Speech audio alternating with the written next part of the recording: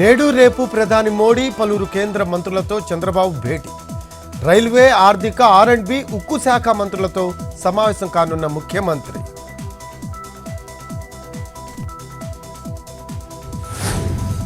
కాకినాడ పోర్టులో కస్టమ్స్ అధికారిని అరెస్ట్ చేసిన సిబిఐ.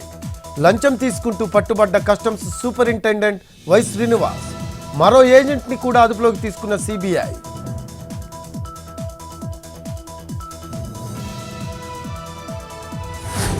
కర్నూలు జిల్లాలో ఏసీబీ డీఎస్పీ పేరుతో వ్యక్తి హల్చల్.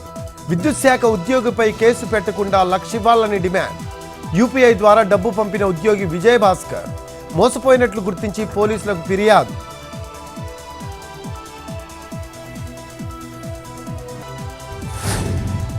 ప్రకాశం జిల్లా బేస్తవారిపేటలో రోడ్డు ప్రమాదం. టమాటా లోడ్తో వెళ్తున్న వాహనాన్ని ఢీకొట్టిన ఐషర్. క్యాబిన్లో ఇరుక్కుపోయిన ఐషర్ డ్రైవర్ బయటకు తీసిన స్థానికులు.